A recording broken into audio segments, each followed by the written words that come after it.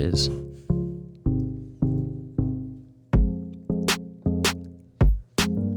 That's the beat. We're back again. Episode 15. It's been a little minute since we've been here. This dude got married. This guy's planning a festival. This guy's visiting from Indiana. This is true. Congratulations on the wedding, by the way. Thank you very much. Enjoying married life. Yeah. It's been great so far. A good 3 weeks. And I don't know. I don't think she's going to speak, but she is here. Your lovely wife is here running the podcast for us. We're missing Lindsay today, but Taylor's holding it down. That's right. I think we'll be fine. I got full confidence in you. Yeah, we trust you, Taylor. We do trust you. You guys kind of match here too. We coordinated that. Did you? Last night, yeah. Right. Sorry, we forgot to tell you. I didn't get the memo. We wanted you to stand out as the host. Oh gosh. True. Yeah. Nonsense. Because you've been listening I have been. from Indiana, from afar. This is true. Yeah. It's the beauty of the internet, man. It can reach far and away places. It's the great connector. It's true. Just good and bad.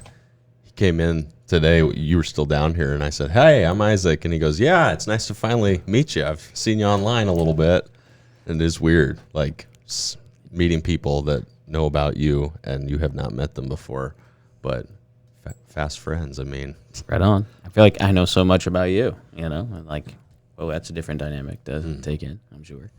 well, we're gonna get to know you today. Very excited for that. Oh, my. Because we've gotten to know each other just through the chiropractic office, Yes. and through your wife. Your wife, This is also true, yes. who's pretty much the bomb. Very true. Right on. And then it's just like, hey, we seem to like have some things in common, and it's like we could hang out instead of just being, a professional relationship. She said, hey, there's this guy. It's like, chiropractor guy. You should definitely go check him out. Like, I think that you would be a fan. I was like, all right. Yeah. Yep, she was right. And here we are. As she is about most things. But yep, here we are. That's good. That's good of you to say. Keep that one in your back Yeah, pocket. let me write that one down. Yeah, we'll put that down. Make some notes.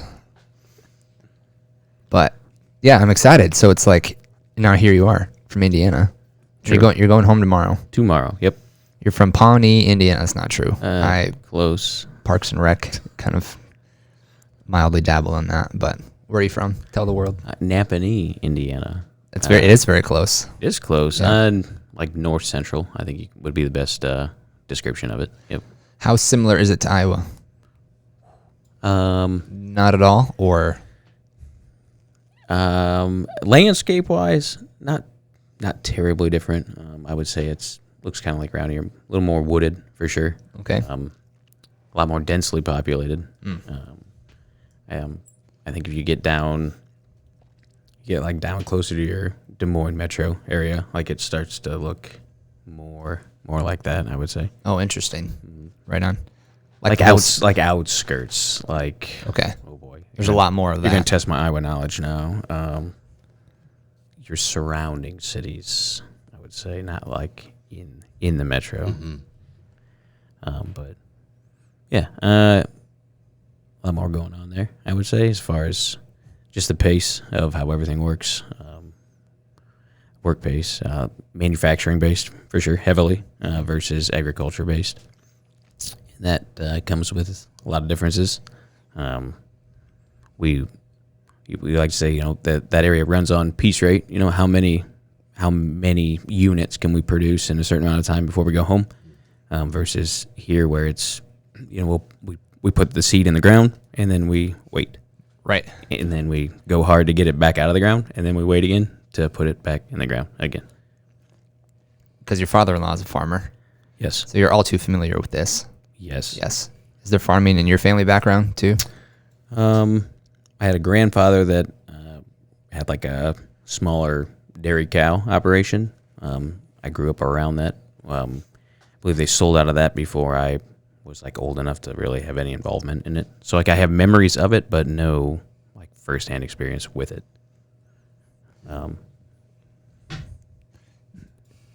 Because that Midwest, Northeast Midwest region, it's where there's like this shift from agriculture, like Iowa and Illinois and Nebraska, and then it's like manufacturing, right? Because I think of Pennsylvania, I think of manufacturing and like steel and things like that. But Indiana's probably closer to Oh, testing my geography now. Oh, nice. Closer to Pennsylvania than Iowa, right? What is it? 8 hours? You said 8 hours to get here from there? Yeah. How far is it to Pennsylvania on the other side? Do you ever go that way? Do you have a reason to go that way? Not a lot of reasons to go that way. Sure. You would have to cross the state of Ohio to get to Michigan. That's a big state. Or to get to Pennsylvania, excuse Right me. Same as you have to cross the state of Illinois to get to here. I think it's further across Ohio than it is across Illinois. So you're closer to Iowa than over there. I feel confident saying Right on. yes without looking at a map. Sure. If you're listening right now, just pull out a map, figure it out for yourself. Let me know later. Okay. But Just drop it in the comments. Yes. Down below. I want exact miles from Jefferson to Pittsburgh anyway. Go ahead, take it away. You sure? No. What is the difference in culture? Like you talked a little bit about landscape from a manufacturing based state to an agricultural based state. Are there things you see real different in like people? I know you talked about the pace, which I guess I heard that mostly about like work pace. You know, it's like here, there are times where it slows down. And I mean, there's still stuff to do, but it's not that hurried pace all the time, always pushing because, you know, today we have to hit our max number of units. How do you think the people differ from like one part to another? Just because I think most of the guests we've had on have been from really like this region. I mean, we've had a few from further north, Minnesota, South Dakota, but really all pretty close around here. You're probably the furthest away guest we've had. Nice. So You win the prize so far. Right on. Yeah. Mm-hmm. I need Big award. like a plaque on the wall or something. It's the map where all our guests are from. Oh, that would be cool. Definitely It's get just that like going. That'd be sweet. Jefferson and then Indiana. Nice. I dig it. You can connect them with like string for the pins. Well, it'll go right there. It's a great idea. That'd be sweet. Cool. Thanks for that. There you go. Just helping why out. you're here. Helping out. Good ideas. True. So back to your question. I think the work ethic in people is the same. I think a big difference would be here. There's other factors involved. It's like you can have the same, and I think people do. You have the same drive. We need to get out there and get after it. Okay, but whether it's raining today, or the wind is blowing too hard today, or it's too hot today, and so that shuts down whatever your plans were for today. Versus out there, so you take that same work ethic, that same drive, but now we're doing that same thing in an enclosed environment. So we just go, and you're told what time you need to be there. Your break is at this time. Your lunch is at this time. Knock it out. Call it a day. Go home. You can disconnect from work completely till you go back the next day. Whereas here, you want to get that done. If all the conditions line up, you get out there and get after it as hard as you can, and then you're done. But then you go home and you're already thinking through, okay, let's see, I got this much done today. I have this many more acres I need to cover tomorrow. Hopefully everything lines up and I can do that again tomorrow. So that comes with its own set of challenges as well. But I think that's the biggest difference. There's no real factors, barriers that are keeping you from being able to meet that quota. And thus the expectations are show up at this time, knock this out, call it a day. We'll do it again tomorrow. That's really interesting to me, just that mindset.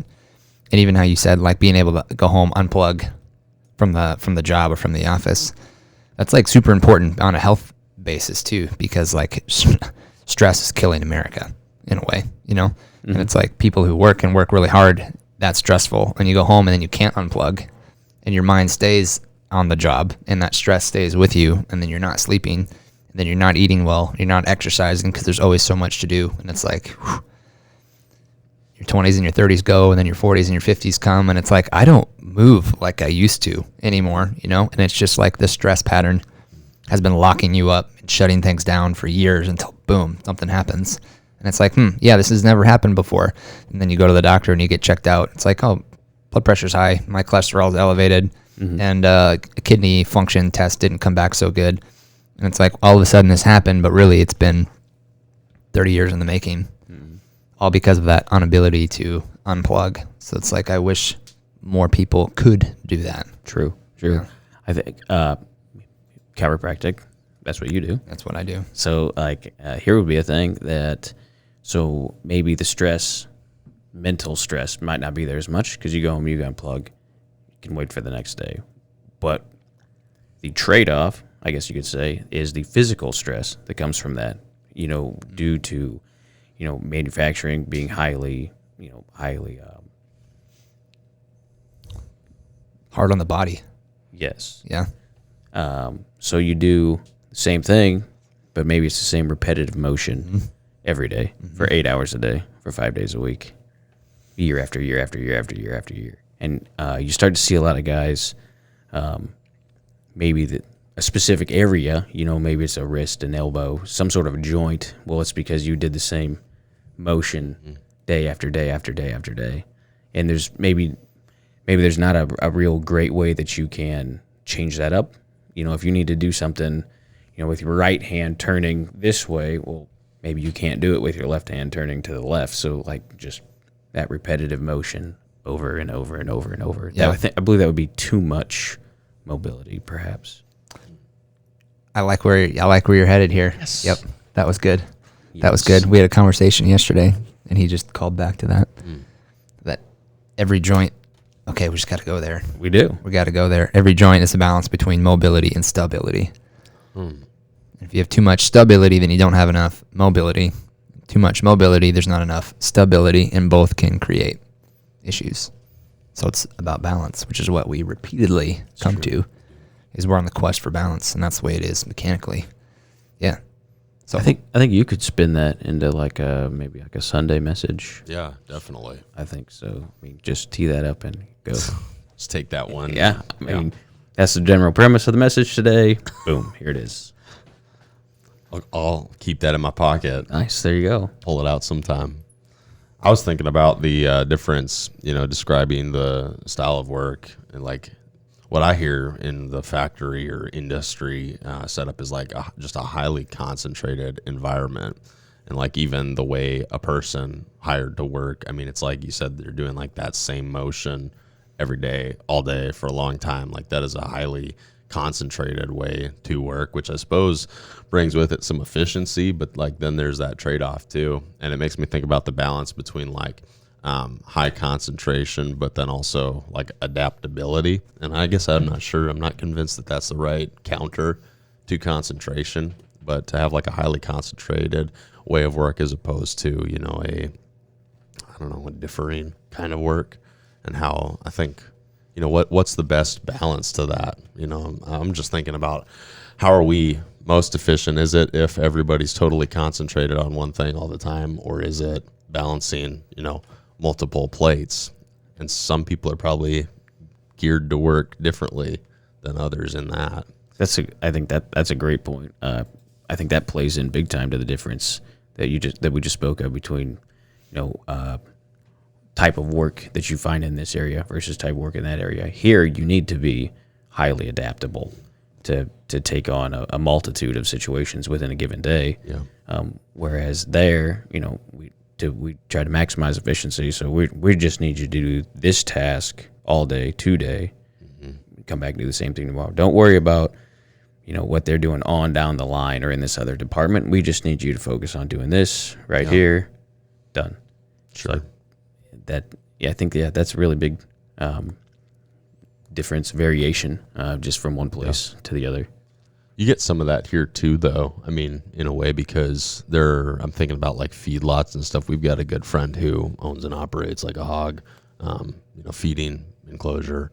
And I imagine there's a lot of similar, like repetitive steps for those guys. And we've got like, meat packing plants. They go through those same cuts, same motions all day, every day. Guys that drive, truck, they haul grain or, drive semi around here. I mean, they're sitting in a seat.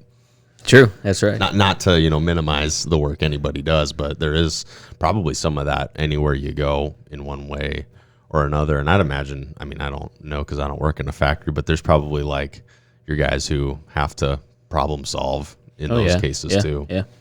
So probably similar things, just manifest different, expressed differently. Is that you to an extent? Are you a problem solver? Yes. And your job role?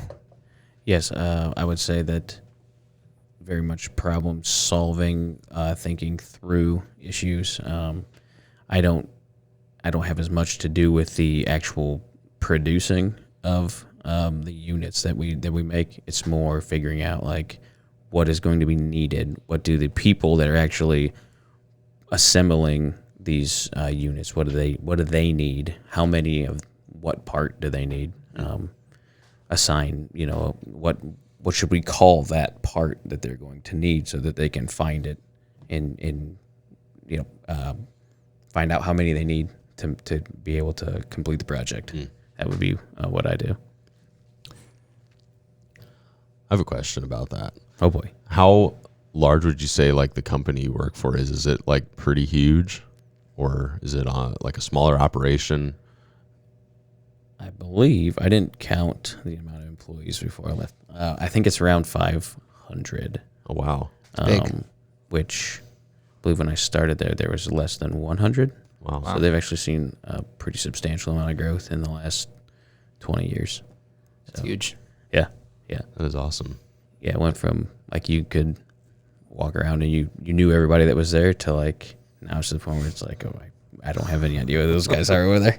Like it's cool to see. I mean, you're glad to see as obviously as an employee of that company, but also just for the company as a whole, you like to see it do well. Yeah, so that's really cool. That's awesome. I was thinking about like the size playing into the demand, like that balance between variability and like specialization.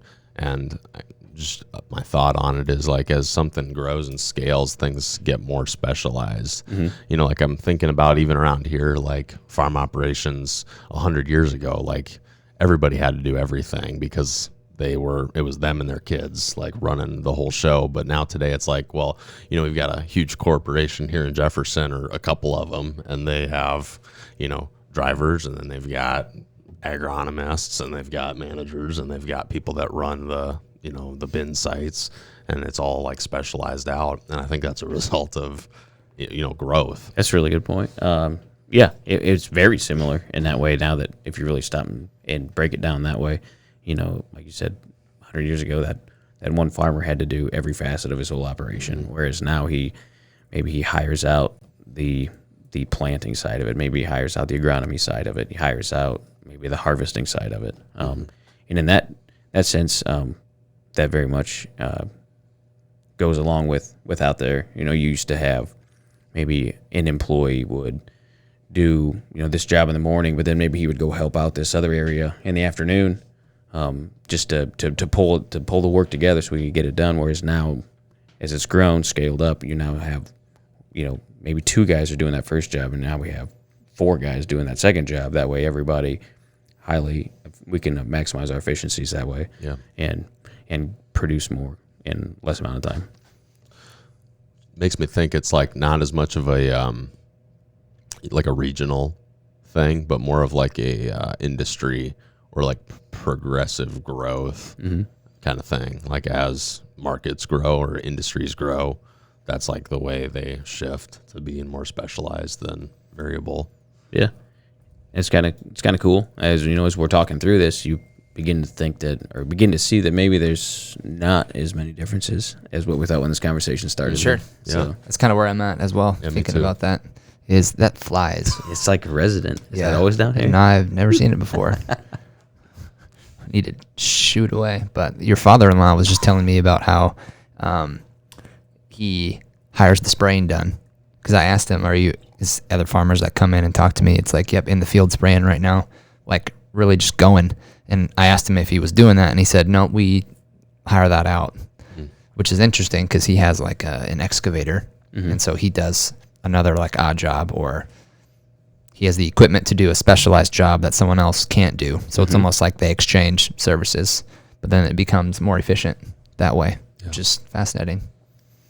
Definitely. Right. Definitely. The bigger things get, it's almost like it has to be that way. You need the assembly line to make things efficient, or else it's like at some part in the process is going to fall apart. That fly, It was better when it was like over there. Yeah. I could just watch it from across the way. Now it's mine. dousing Likes you. you. Yeah. It's terrible because we're on camera, right? Yeah. It's like you can't do some wild, crazy thing to get rid of it. It's like don't just smack the microphone. Right. We need to see if one of us can catch it. That'd be sweet. That'd be sweet. Anyway, You I can vote do for that. you. That could be a cool like bell tower trick.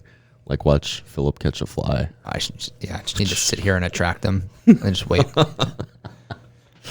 Might be a stretch, guys. Maybe we could but sell tickets for that. dude, Just days away. The next big money maker. Maybe it could follow the cow pie bingo. Right. Get your tickets now. Correct. Is that the right plug for that? Absolutely. Yeah, you go. for sure. $20 a ticket.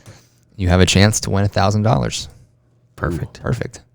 It's a big return on investment. That's not bad. If you win. If you win, buy more spaces, you'd be more efficient. more chances to win. That's right. For sure.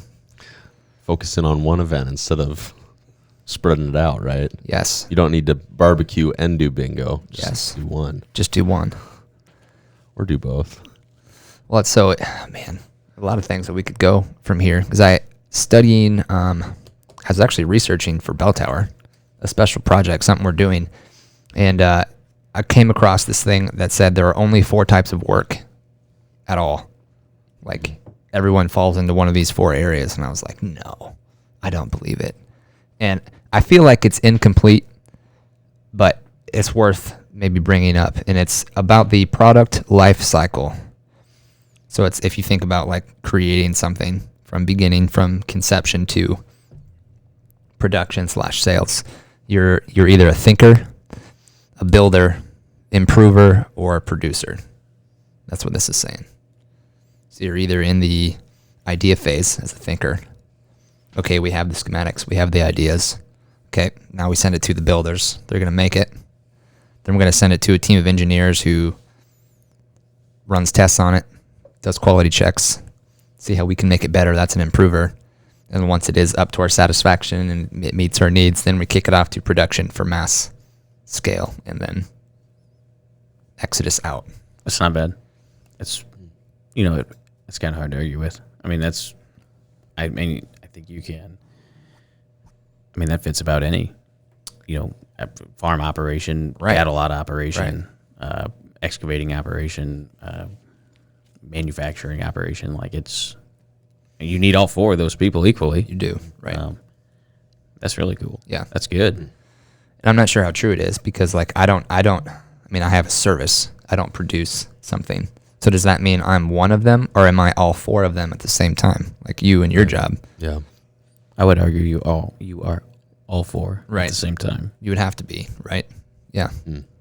I think you were the first one before you opened the doors. You've gotten better, right? You've refined your practice. Correct. We tried some experimental moves yesterday. You did do that. So like that's helping you refine your process. And then you're producing, you're actually doing it. Right. Yeah.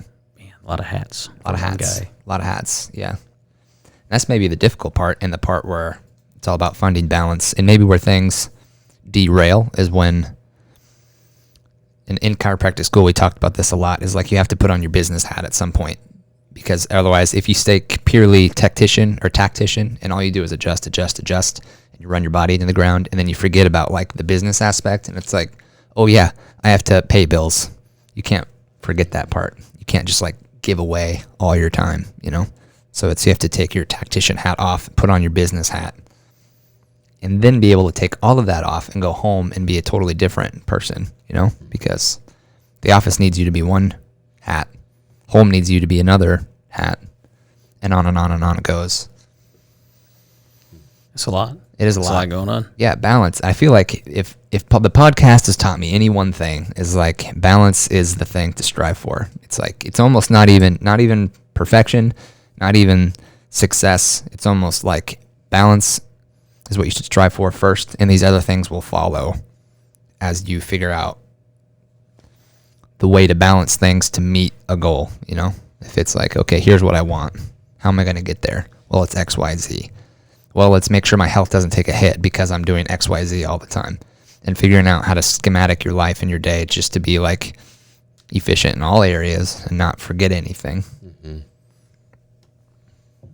You should write Agreed. that. You should write that down. Yeah, okay. I'll do that. That's really good. I think that I know that is. I know that's an area where I feel like I come up short at times, is that balancing all those different facets of things that we have that are important to us. And so you can strive for perfection, but you can put too much of an emphasis on that. And I think that, an admission for myself, self-reflection would be that I might try to do that too often. And so you see an area where you're coming up short. Well, I need to focus on that to try and perfect that area. But then you neglect other areas because there's only so much time in a day. Mm-hmm. And so you put too much emphasis on trying to perfect these other areas. Well, then that just leads to more of a shortcoming in another area. So you feel like you have one that's perfected. Oh, well, now this one's really bad. And so now I got to bring this one up to par. Well, then as I'm trying to get this one up, now the things that I was doing really well in are now coming back down. And so now you're just a scrambled mess. Right. My wife would liken it to the Pigpen character on Charlie Brown and how he always has that cloud around him at times, right? And that's when you're out of balance and you're constantly scrambling around to try and balance these things, right? It creates this like aura, like Pigpen. There's always this energy around you, right? That's maybe not so good. That's fascinating. It's a good analogy. She's pretty smart, yeah. She does well. She does well. She does. Makes me think of the callback to that episode where we talked about the Titanic and about how you finish and what the finish looks like matters a lot, because with that we had talked about, all they cared about was setting the record time and getting there as fast as we could. So we're not going to deviate course. We're not going to slow down for the ice. We're just going to crush it. But it's I think to understand what success looks like, you have to have an idea of what each area needs to look like when you get to the finish, because, whatever that mark of I hit the goal is, it can't just be about the one thing, like you're talking about the chiropractic office. It can't all just be, I want to grow to this number of people at any cost, because you might end up really wasting away all those other pieces too. And so I think understanding what, success looks like really factors in not just one area, but all areas, and how the balance of those together. That's a fantastic point. I think that I had a friend of mine said to me, you really need to create a picture, an image in your mind of what success looks like to you, not compared to anybody else, to you. What does it look like to you? Yeah. And that's the thing you need to strive for. So look back to your Titanic example. They were willing to abandon other things or not place an emphasis on those things, right? Wasn't there something about a shortage of lifeboats or something? Mm-hmm. I remember that from my middle school education. But so they were willing to forego some of those safety features to get there and to look good, to go from point to point. But then you stop and think, okay, well, what if they would have made it to their destination with a boat that was peeled open down the side and was tattered and ragged out by the time they got there? Is that still really what you were going for? Right. You made it, but maybe it wasn't what you wanted it to be. So it's is that really what you're after? Your practice.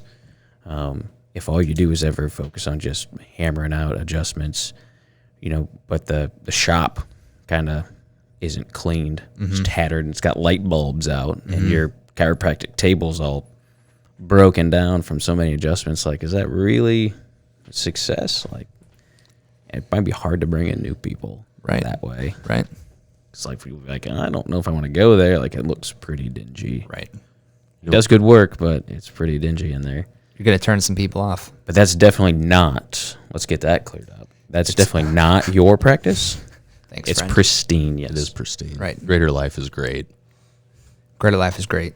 You need a logo over here somewhere. A Greater Life Camera logo? Pick it up, yeah. Yeah. As you were saying all that, I wrote this down. It's just something that came to me. It's the crowd doesn't call for balance. I think that's why it's so difficult to obtain that, because the voices that are calling out, be a success, do it this way, they don't call for a balanced life. They call for leave everything else, no matter what the cost. I'm thinking about that the Titanic. What the newspapers wanted, what the crowds wanted, was the fastest ship to ever make the cross. They didn't care they weren't thinking about safety. They weren't thinking about design or production or, moving the ship through hazardous fields and perspectives. It was like, we just want to see it done. Yeah. No matter the cost to you. Your crowd, they will shout things to you or at you, but it's each one in their own, whatever their goal or their image of success is. Yeah. Right. So there's this massive crowd to you, so to speak, right? And they're all shouting to you what you should do to be successful. Well, which one do you listen to? It's impossible to filter that down. Right. So true. And they're calling for it with no cost to them. Correct. Spectators don't pay the price. That's a great point. Something I'm kind of gearing up for with the festival coming up is because I know every single year that I've been on the kind of the behind the scenes part, there's always people that have something to say. You can't please everyone. And there's some people who sing their praise, and there are others who it's like, yep, that was cool, but there was this, this, and this. And that's why it was terrible. And so I'm trying to like mentally prepare to just like take a step back. Don't let myself get bogged down by that. Recently did another event. It was the bike ride. That's actually this shirt. It was the bike ride. And so we sent out a survey, and what did you like? What didn't you like? What could be better for next year? Asking for that constructive criticism. And I was reading it, and I just started to get like mad because of some of the, I wasn't ready for it. I was not ready for it. And everything that people said was justified and reasonable. But in my head, as the tactician behind the scenes, I knew what it would take to do what they were recommending. It's like, that's my volunteer time. That's me finding someone else to get this done for me. That's us spending money out of thin air because this is a volunteer thing and it's the inception year and there is no money, And so you wanted all of this. And then even if I would have gotten you all of this, you probably would have found something else to bring to my attention, and it, just like you're saying here, that resonates really, really, really hot with me is the crowd doesn't call for balance because they just want the result with no effort or thought into what it takes or who it's going to take to get that done. Yeah. So it's like, but why should I if it's going to throw me out of balance, what's the proper response to that?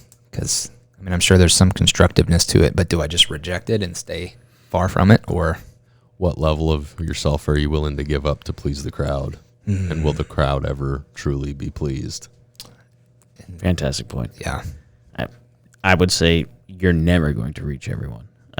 If it's just you, if it's the three of us going on this bike ride, we could probably come a few constructive things. Hey, maybe we should, change this up for next time. That might make it better. I think we could hit that. You expand the pool to 50 people, 100 people. I don't know how many at your bike ride, 1,000 people. You're never gonna reach every single one of them. I think as the tactician person, I think sometimes you just have to program that into your mind from the start that, hey, a large majority of these comments is feedback I'm going to get. It's going to be negative, and they're just not going to be pleased, regardless of whatever we did to try and make it great. And that doesn't mean that you shouldn't account for what they do. You should definitely read the comment because that's important. Right. But I think there's a certain level you have to, shield yourself, so to speak. That like I can't take it personally. Again, back to the crowd. The crowd's just shouting. Well, that was the thing that was important to them. The other vast majority of the crowd that was there may not have even noticed that thing, but to them, to that crowd, that was the one thing that was important to them. Right. Yeah. To me, it emphasizes the point that the picture of success must be determined early, because if you wait for the crowd to verify that it was a success, you're probably never going to get there. But if you have, the, I almost want to say like objective standard where this is what a successful event, this is what a successful year is going to look like for us, these are the marks we need to hit, then not that you don't consider the feedback, the criticism, and use it to be better in the future, but you can still say, well, we hit all of our marks, and though people felt like there was something without in other places, we still got where we had intended to go, and so that's a success. Which is actually the Main Street Chamber organization does a fantastic job of deciding that beforehand. Every September they do this big strategic planning meeting, like multiple meetings, and it like revolutionized how I think being in this volunteer group, Main Street. Like, kudos to that. But then we did it for Bell Tower. And the thing we did is we call it TOPS. It's our top outcome priorities. And we decided 5 of them. And it's things you want to see have happened at the end of the festival, just like both you guys are saying. Yeah.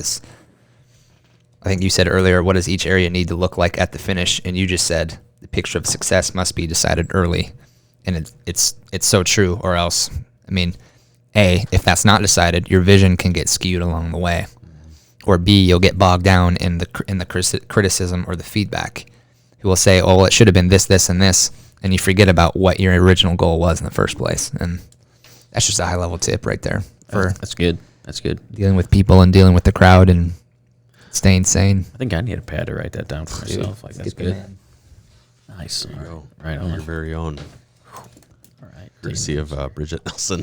Bridget Nelson, marketing coordinator. Old stationery. Right, there. old stationery. It still survives. It's good. It reminds me of something a mentor of mine told me once. He said people's vision buckets are really leaky, so they need to be reminded of the vision often.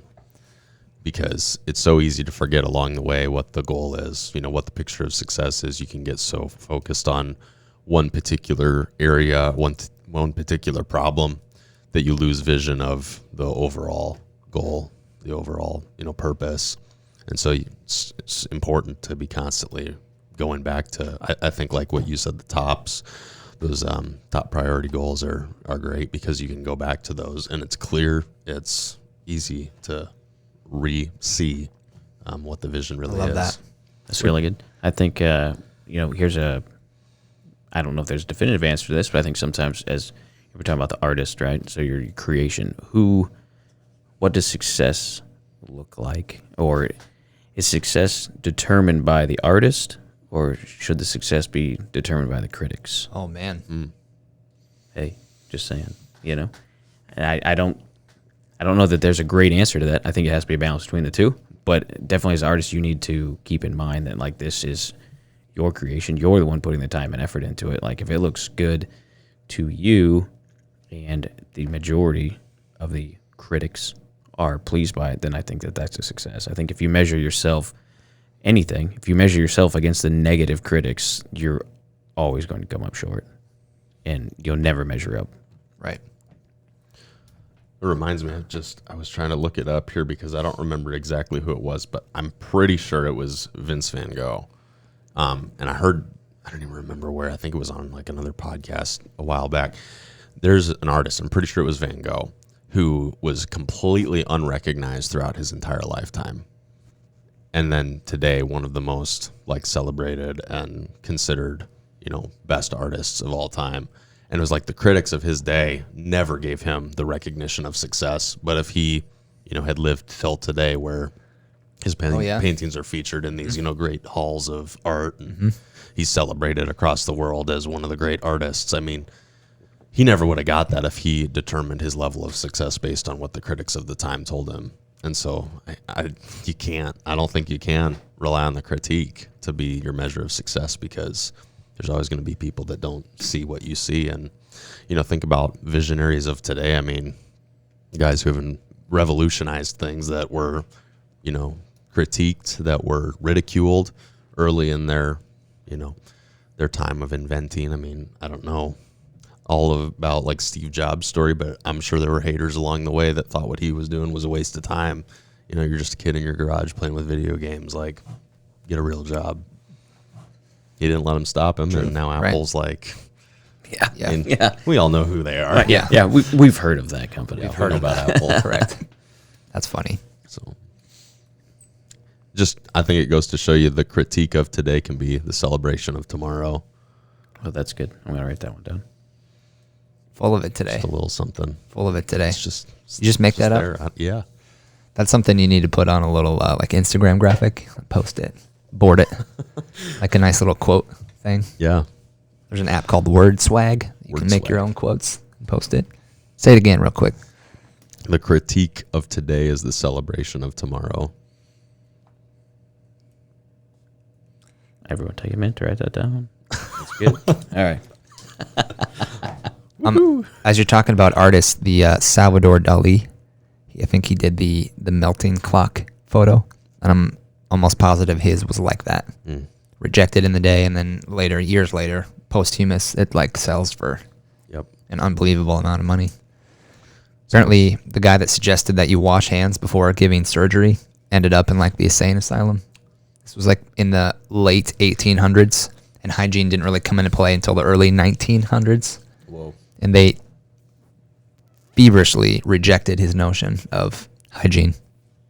And today it's like obviously, That's wild. today's cultural drift in hygiene has gone far.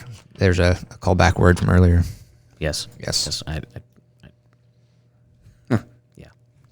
Let's leave that. Let's leave it at that. Yeah.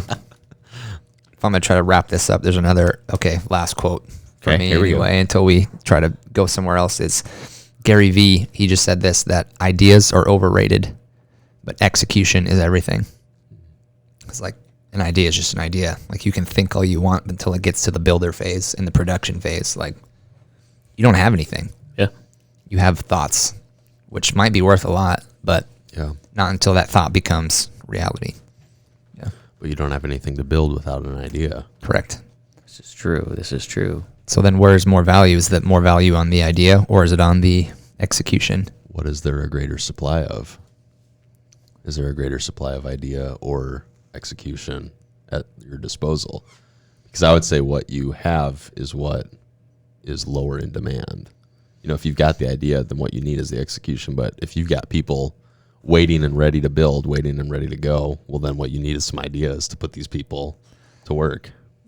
That's good. So That's a good point. What do we have more of in society today?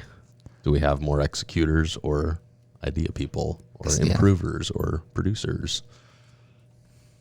Depends on where you are. Depends on what circle you're running in. I suppose that's true. See, I thought you were going to hit me hard and fast with, it requires balance. It's a value. I was it's waiting a to jump balance in of on value. that one. Were you? Yeah. I mean, I think you could say that that's where it's found, right? So is it this side or is this side? Well, I think you could argue that it's your balance found in the middle of there Both. somewhere. Right. Well, and isn't the balance bringing in what you don't have? I think it would have to be, right? So it's like if you've got one and you're missing the other. Dude, I feel bad for that. It keeps going the back. The fly is just It was taking you gone. You need to down. just take care of it. Yeah.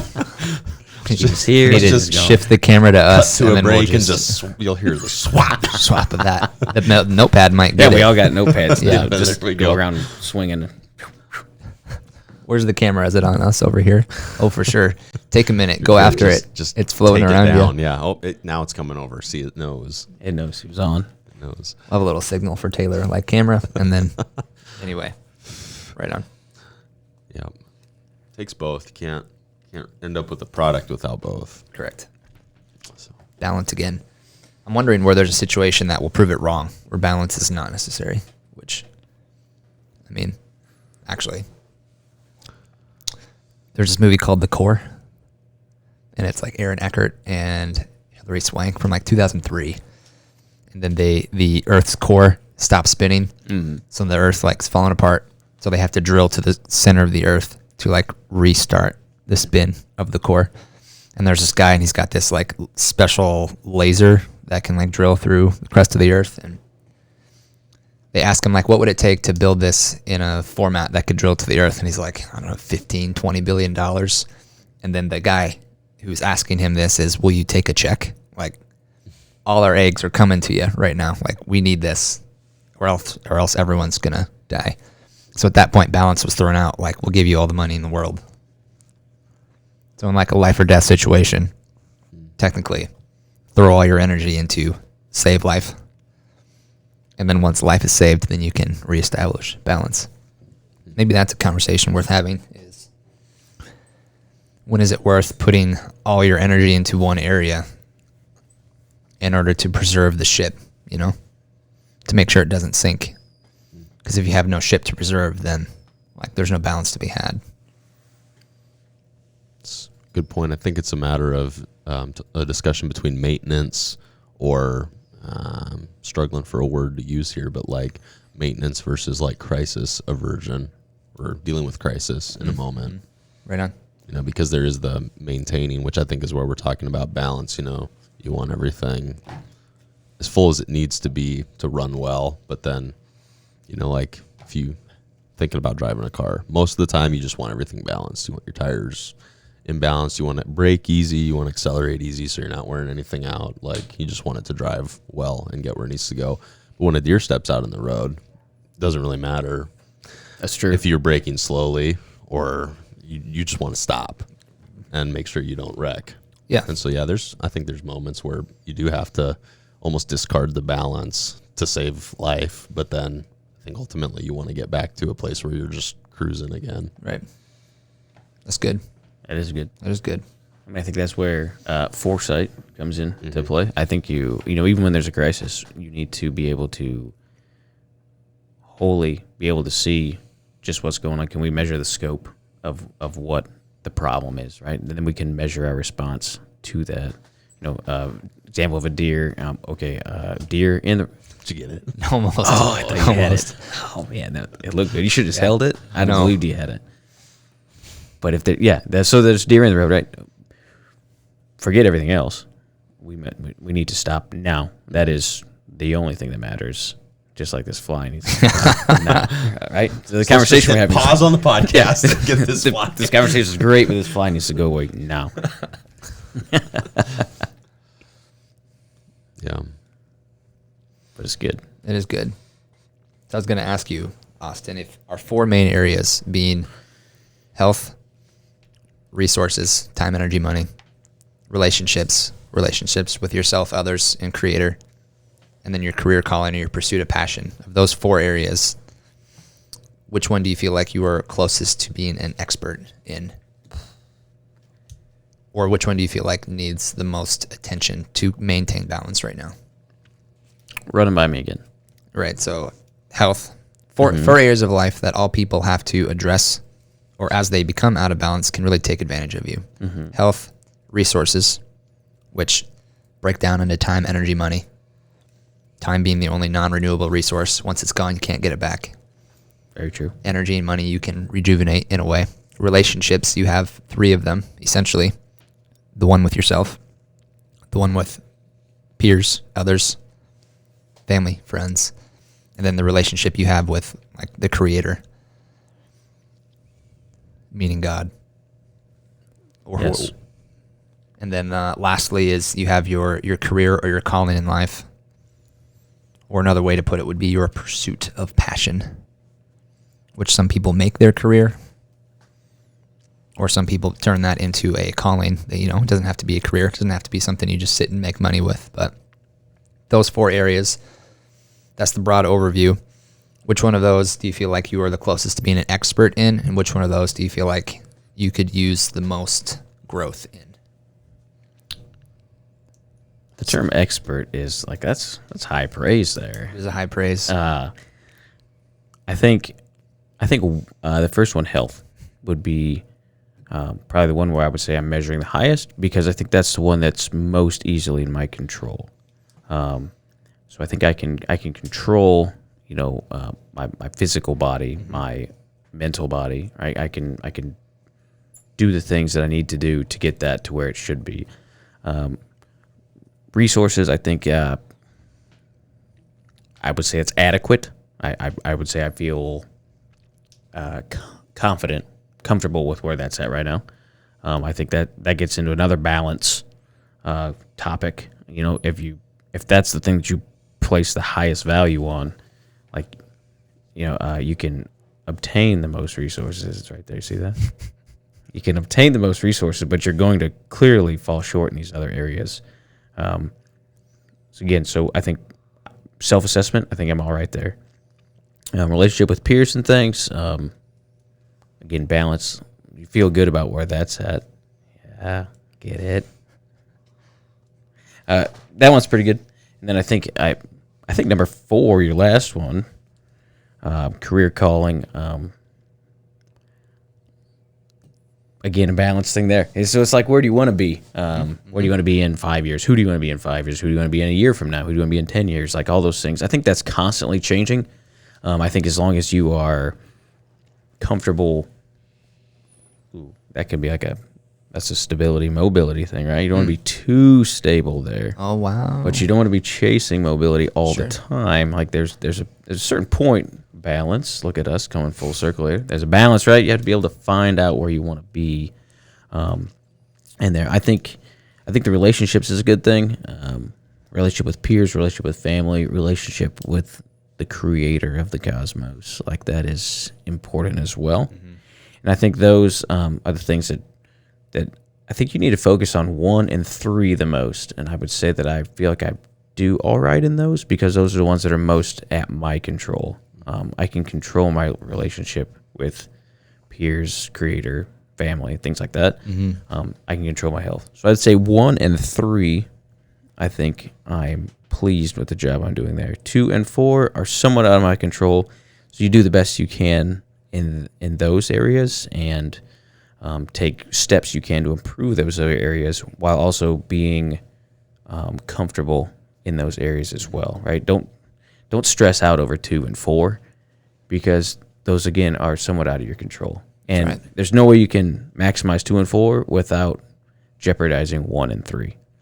And true. I think what has been realized by a lot of folks over the last year or so is that 1 and 3 are pretty important.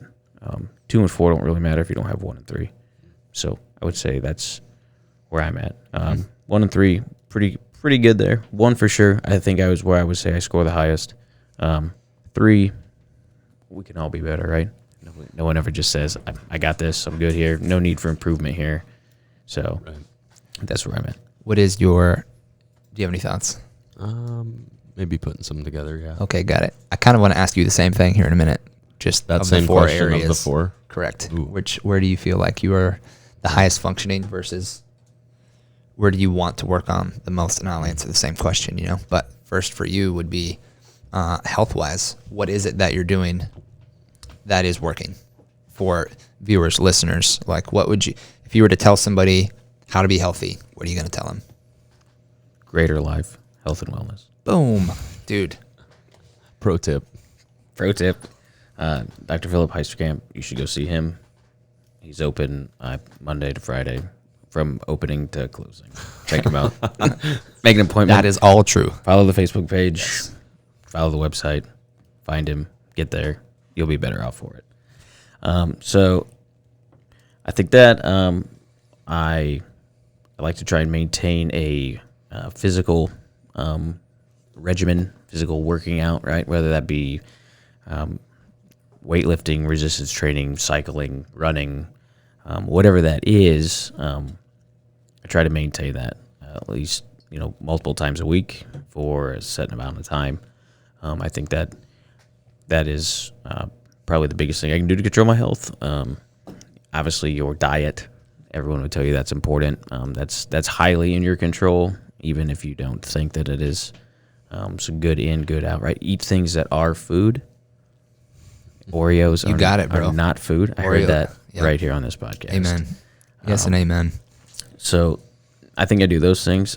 One thing, the health thing, is a transition or perhaps a sharpening or a maturity thing that I have learned in my time is that like the weightlifting thing, right? It used to be as a somewhat younger lad, the weightlifting thing was important for one purpose only, right? You want to look as good as you can, be as big as you can. Well, okay, great. That served a purpose at a certain time, but like as I've come further along in my journey, I've really begun to see the benefits of like mental wellness as far as and also emotional wellness, while relieving the stress through that activity. I think that's something that I didn't realize fully, 5 years ago, 10 years ago. So by trying to make that a priority to be able to engage in those activities, it's really helped to find that balance. Here we are back to that word again. To help to balance those other areas of life, because it allows you to, renew your mind, clear your mind, do whatever it is, look at the picture of what's going on. Okay, these are the things I need to maybe focus on, a little more emphasis here. If I have myself in check, then I can help others, wife, child, peers. That's right. Whoever it is. Right? If you can't service yourself, which sounds kind of odd because that sounds really selfish, but if you're not right on yourself, you can't help other people. Yeah. You know, if you have a terrible injury, right? If you're bleeding out, so to speak, I can't help people. I'm not effective if I can't do those things. Right. So in a sense, you have to take care of yourself first, and then your small circle of people, and then the larger circle of people that you're around, and balance those things after you balance yourself.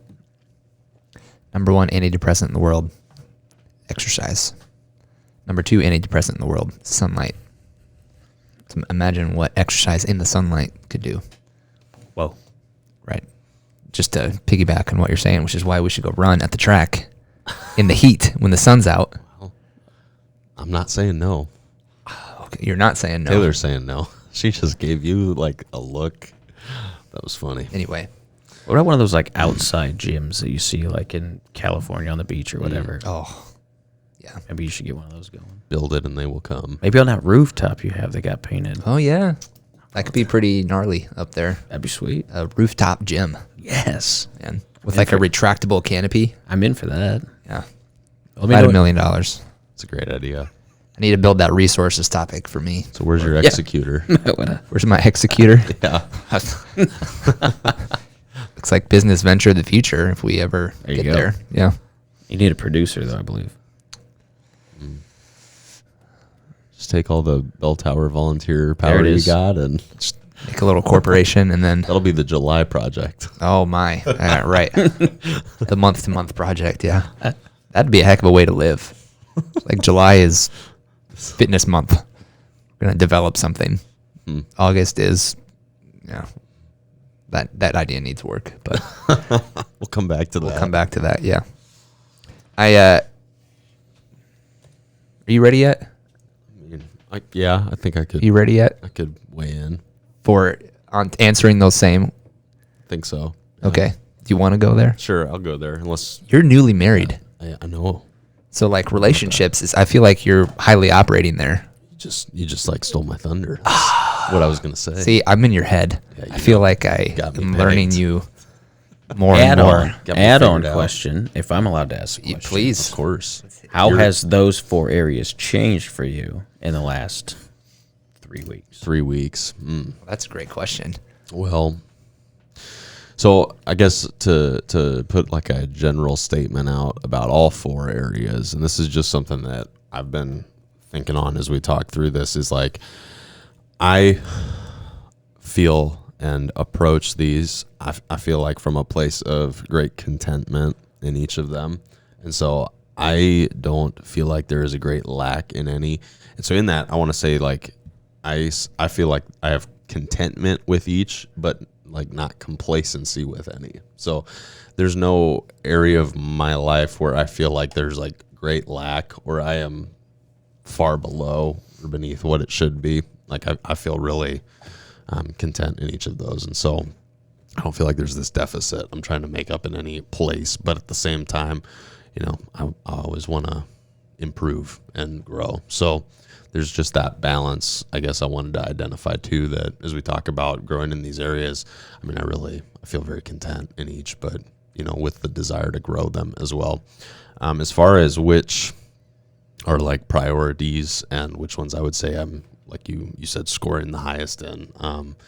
I think definitely in the last few weeks, relationship has there's been a greater attention there with Taylor and I specifically. I mean, there are other relationships too. And I mean, it is interesting.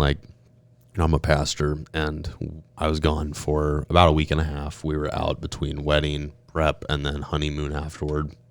Like the last 2 weeks, it hasn't just been like her and I relationship, but also like over the time I was gone, I feel like there was almost like, I don't know, time of relational building that is almost like being made up for now. And I mean, I don't know how accurate that is, but there is, even beyond her and I, a lot of other relational focus just in the last 2 weeks. And so that ties in with career calling as well as just home life. But relationships have been real big. I think resources is probably the one that right now is like the lowest. putting on a wedding, reception, and honeymoon, I mean, it was kind of the, like, we're doing this one time and we're going to do it right. So some of the patterns I normally would keep to went out the window. And so and then even with her, you know, just like combining our lives, like part of that is combining finances. And that's something we're still getting ready to do and making plans to do. And so that's going to be something that gets a lot of attention in a little while, but right now it isn't. So there will be a time where that kind of flips and there's going to be a lot of attention given to that. But at this point, not so much.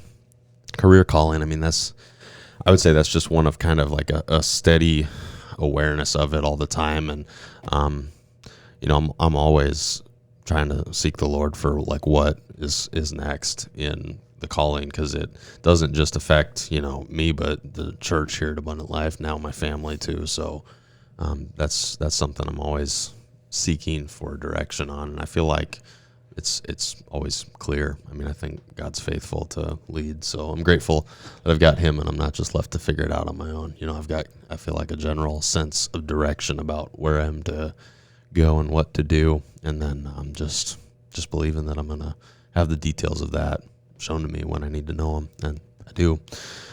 Health is, I don't know, moderate, I would say, and I've shared with you, Phil, before, but that's never been like top priority. I mean, wasn't really that way growing up. Like top, you know, health is an emphasis. Like we need to be the strongest, fastest, fittest, like people on the block. That was never really a factor. And, you know, it's still not really that way for me today. I've shared with you before something I really liked. I've read some biography from Theodore Roosevelt, and just a quote from that biography that's stood out to me over time is when he was young, his father was talking to him one day, and he just noticed that Teddy Roosevelt, he had these like dreams and aspirations to do things, and he was a really sick kid when he was young. He was like stuck inside. He had really bad asthma. I mean, he couldn't go outside, couldn't really breathe.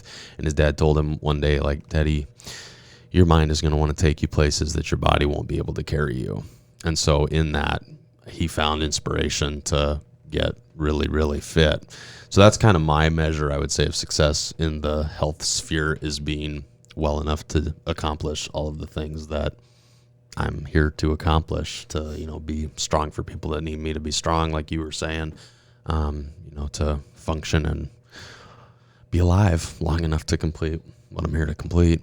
I mean, that's kind of my measure of success in the health. So, you know, I don't think I have a real, I don't know, I don't feel like that's that high of a bar to set. Like, I want to live and be well enough to, you know, be well. I mean, I'm not currently, and do not foresee myself being like the, you know, epitome of what masculine physique and health looks like out of my own efforts, you know, and that ties into faith too, because I believe that my life comes from the Lord, and, you know, I rely on him for that, but I also try to cooperate by doing things that are good for me and not bad for me. So, yeah, I don't know if that answers your question, but that's what I had to say. It does. Okay, indeed. cool.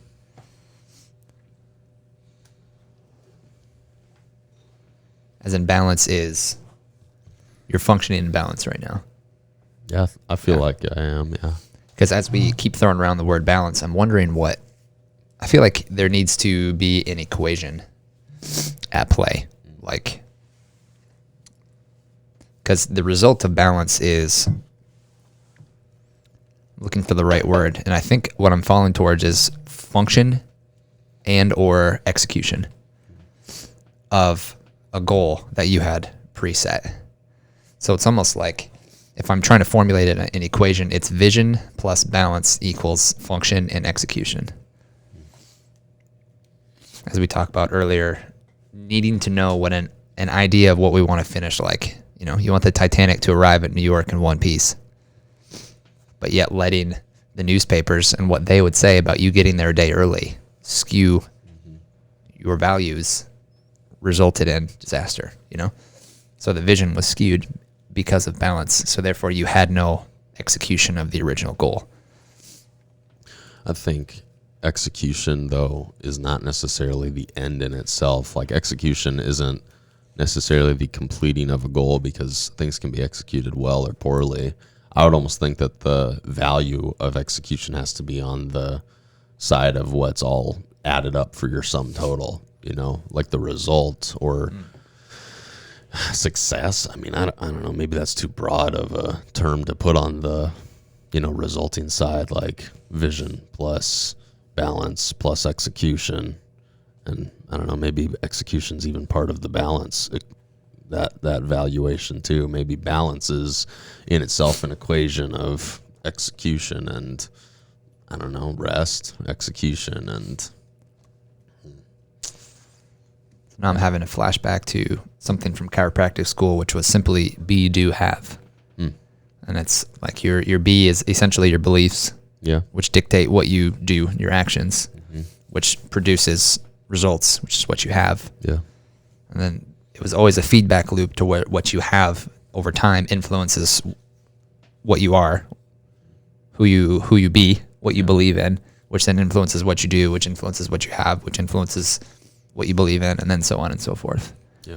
So on that simple, like if there was an equation, it would your beliefs plus your actions equals what you have, your results. Yeah. So then to change your results must require a change in belief and or action. I think it has to start there. Can you change your action without changing your belief?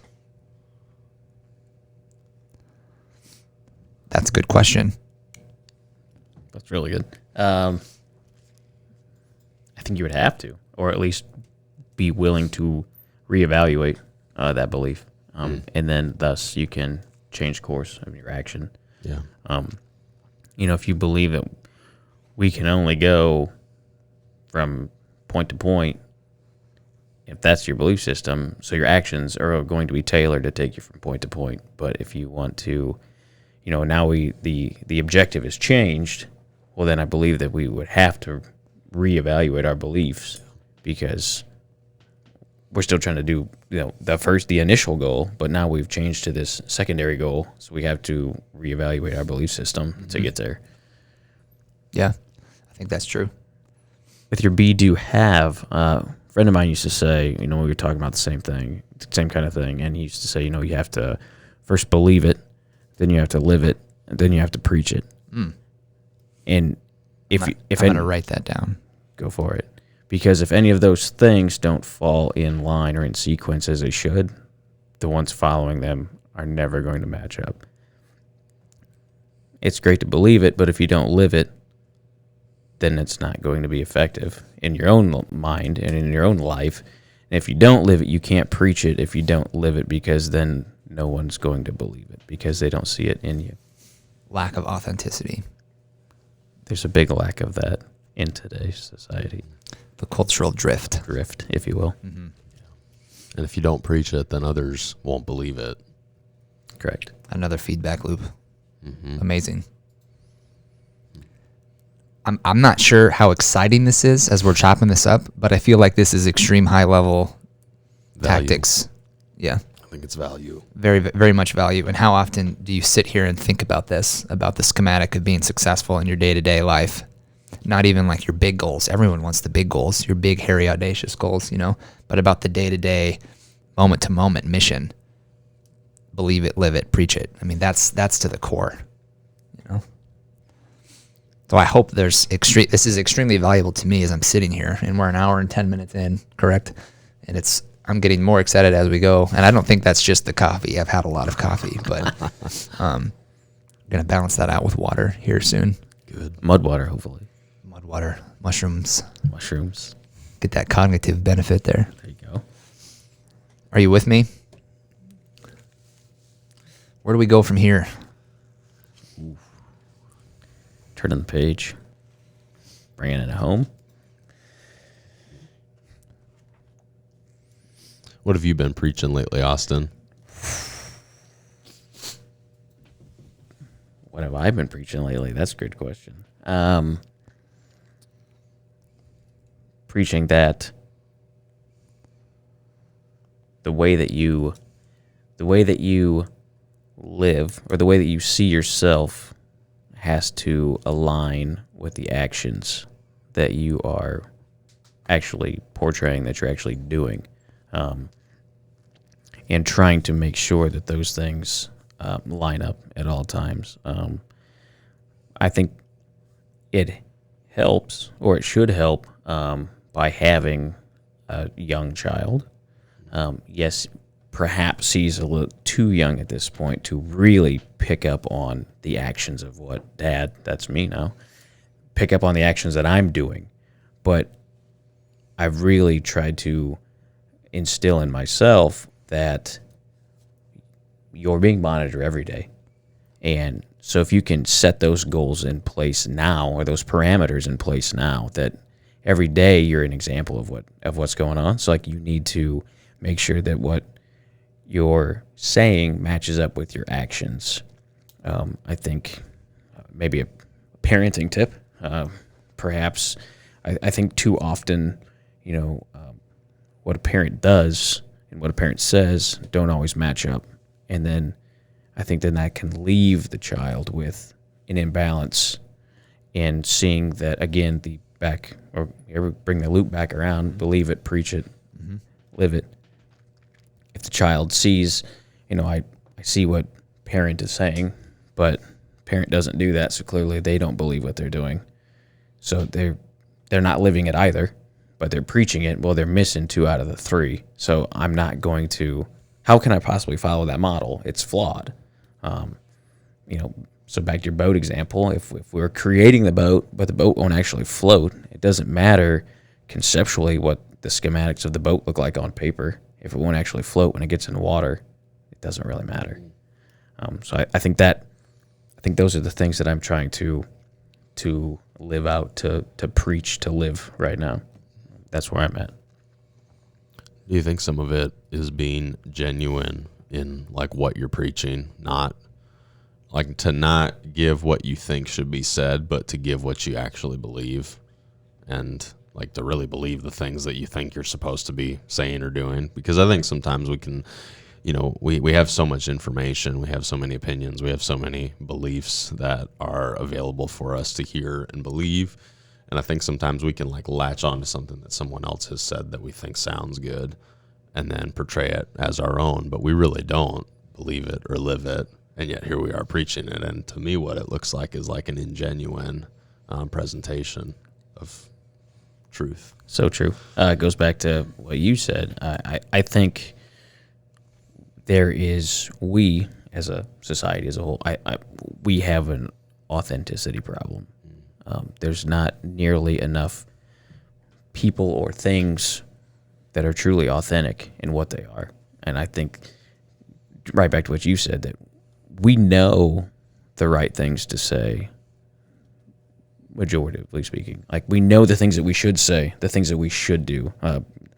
Easiest one, I think, I like the health one on your list of 4 things. Everybody knows what you should be eating, what you should be doing. Oh, I know I should get out and be more active. I know I should walk more. I know I should eat better. Everybody says those things, but they're not walking. They're not eating well. They're not taking care of themselves wellness-wise. So, again, there's an authenticity problem there. And I think you can extrapolate that out over all 4 of those subjects that you're just talking about there. Where do you think authenticity comes from? And is it something that is developed, or I guess that's my question. That's good. Where does it come from? Both open to the room. Taylor, you can weigh in if you want. She doesn't want to. Not going to happen. I think it has to come from a combination of role models or examples, things that you see, perhaps those people that you latch onto that I like what that guy's saying, or I like the way that guy lives.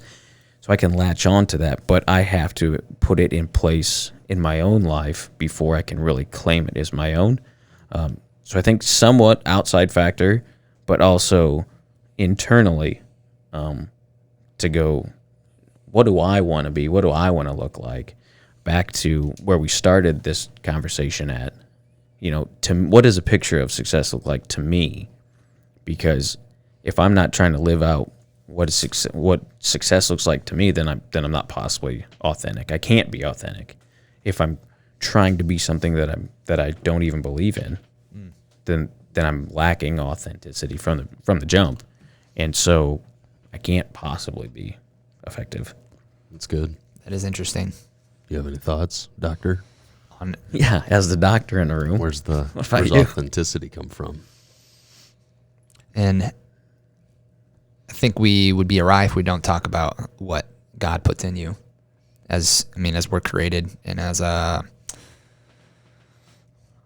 believing that a creator intricately designed me with a purpose and specific skill sets and passions that are more in one area versus the other. Like, a lot of it is divinely given, but now whether you recognize that and operate in it is the real story. So, like, you talk about whether it comes externally or internally, and you shouldn't be a copycat, because then you're not respecting the divine thing given in you, So then I think you're spot on when you say, it's got to come from both inside and outside. You have to recognize what you value the most. You have to recognize, like, the vision that's been given to you, and then work on execution in that standpoint, Having the benefit of listening to both of you give an answer before I weigh in is great, because it gives time, and hearing your guys' perspective on it, I think, really helps cultivate something. So thank you for weighing in. Now bring it home. Tell you what I got as you all talked. Authenticity comes from security and identity. Being secure in who you are and what you're about, and true to that, to me, is where authenticity is going to come. Because if you're not secure in who you are, you can't share that. You can't let it out, or you might be exposed as, being insecure, and who wants that? So I believe a lot of it comes down to, like you said, it is the knowledge of who you are and what is in you, and then the execution to work that out in an environment, in whatever role you've been positioned in, your career calling, if you will. But I think the security of I'm confident in who I am and in what I believe, that's where I think you can be genuine, because when you're good with it, you're not afraid of critique, and so you can put out to the world what is really inside of you. And I think that's where like the facade, or like the false self that like you said, like society as a whole, we have like a how did you put it, a lack of authenticity. That was it. Yes. The lack of authenticity, I think it comes from an insecurity in identity. So true. Just so true. Not feeling confident or comfortable or secure in who we are. And so it's like, well, I'll pretend to be someone who is secure because they are, verified by the world. Like, people like them. So I'll just be like them. Yeah. I think there's about 4 or 5 sources, apps, if you will, that you could point to pretty quickly that get right to the heart of what you're talking about right there. And, there's this life, or this image that I portray to the masses that looks, glamorous or fantastic or whatever, something that someone might want to try and model after, but really I might not be that when I'm not posting those things. Mm-hmm. I'm scared for people to see the real me. 100%. Because I'm not comfortable with the real me. Mm-hmm. It's real. Mm-hmm. Could you say that if you were confident in the real you, that in the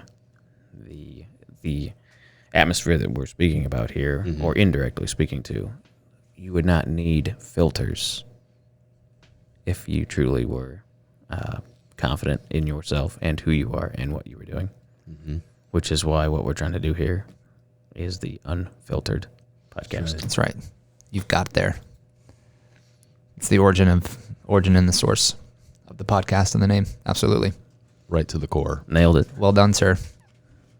Hey, So I'm not sure that vision gets fully portrayed, sometimes, and it gets lost the more episodes we go and the farther we get from the conception of the idea. So it's good to bring it home and just like bring it all back. It's good. That's truly the purpose of this whole thing right there. Which is why I'm glad you came on. Yeah, me too. I knew. That's why I'm glad I got invited on. Yeah. I knew. I only had to watch all 15 episodes or 14 episodes to get on to lucky number 15. Right. Correct. And depending on the feedback from this one, maybe I will get to come back again. For at least number 21, if not, Yes. a multiple of. Maybe a combination of dual guess. As in you and the wife coming on? Yes. Doubtful or. Of course. I mean, that'd be great. How about another doctor guest? Dr. Ken Wilson, you've been summoned. I think we can make that happen. We'll have a visitor from Minnesota and a visitor from Indiana. Well, We'll get together. Branching out big time there. How about that? Right on. That sounds great. We'll make it happen. I'd be in for that for sure. Right on. I love that you love that episode. I know he's going to be pleased to hear that. Doing big things. You should outro us, and we'll shut her down here for a day. Closing thoughts at all? We got kind of deep. Did get kind of deep. I like it. Yeah, I like it as well. This will be one that I think I will have to go back and watch and listen to and take notes on again. Definitely. So, thanks, Austin Yoder, for coming on. Glad to be here. Big Thanks for to the your invite. Yep. Thank you to your wife and child for giving up a little sweet time with you while you're here. I'll be sure to Come do pass this. that along. Yes, absolutely. He's Philip. He's Isaac. This has been Unfiltered. See you next time.